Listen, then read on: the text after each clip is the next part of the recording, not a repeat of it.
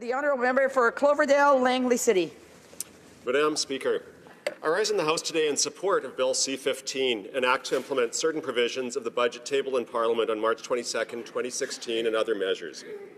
The much-anticipated, much-needed Budget 2016 is an essential step to grow the middle class and revitalize the Canadian economy. Budget 2016 has received positive responses from my constituents. I have received some questions, and I'll address these to begin. The first measure I will be speaking to are the elimination of the Children's Arts Tax Credit and Child Fitness Tax Credit. So these tax credits only benefit families who can afford to enroll their children in arts and fitness programs. It's that simple. This is not the case for many Canadians, including many of those in my constituency. When families do not have money, the tax credit does not matter. We are committed to taking an approach to help working families. The cost of raising a family was the top issue during the campaign, and it continues to be the top priority in my riding. This bill offers true help to 9 out of 10 families. I'll now speak to some of the positive elements of this bill that resonate with my constituents. The Canada Child Benefit is one of those key positive pieces of the budget.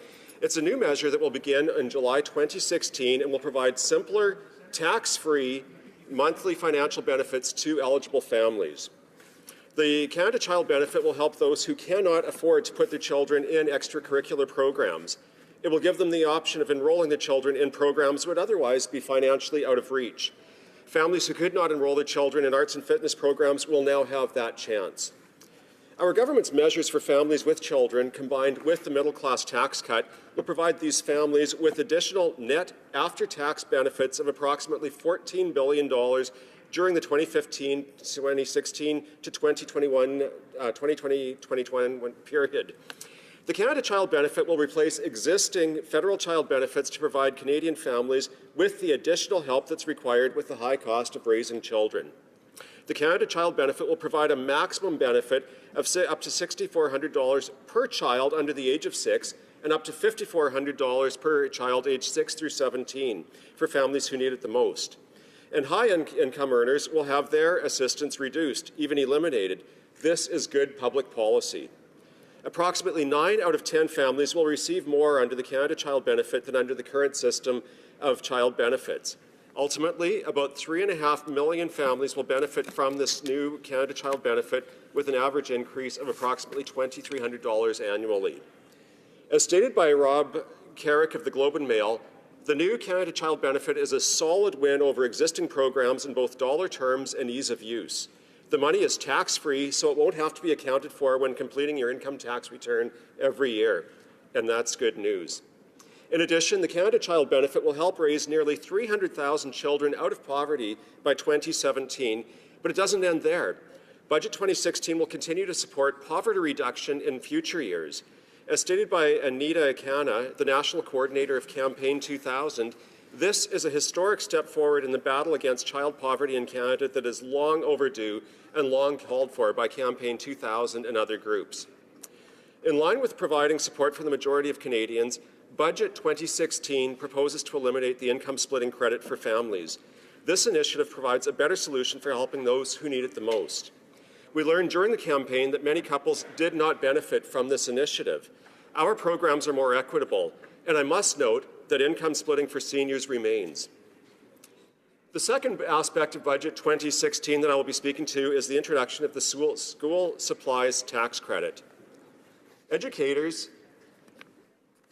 often at their own expense, purchase supplies for the benefit of our children, so it's only fair that they're compensated for it.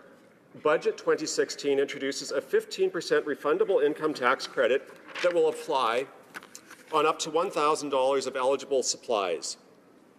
Teachers and early childhood educators will be able to use this credit for the purchase of eligible supplies for use in a school or in a regulated child care facility for the purpose of teaching or otherwise enhancing students' learning in the classroom or learning environment. This initiative will provide a benefit of about $140 million over a 5-year period. Mr. Speaker, in continuing to address Bill C-15, it's not every day that I begin by speaking about feminine hygiene products. Yet this is an important issue for all Canadians, redressing unequal taxation of essential goods.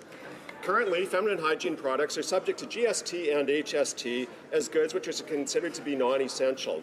Mr. Speaker, I think we can all agree that this is misguided policy, and if not sexist, it at least is based entirely outside the experience of Canadians. I'm proud to say that Bill C-15 will rectify this disproportionate taxation of women by removing the GST, HST on feminine hygiene products. The next measure of Budget 2016 that I will address is Division 2 of Part 4, which amends the Canadian Forces Members and Veterans Re-establishment and Compensation Act. I wish to highlight 5 key improvements.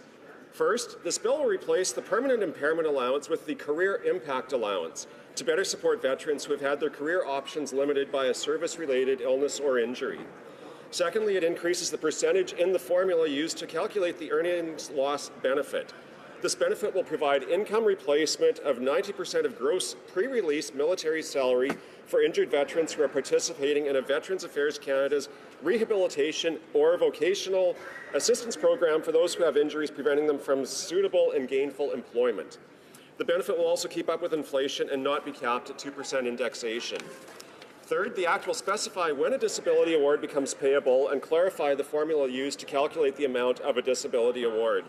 Fourth, the disability award will be indexed to inflation in line with other new Veterans Charter benefits, and higher awards will be paid retroactively to all veterans who have received an award since the introduction of the new Veterans Charter in 2006.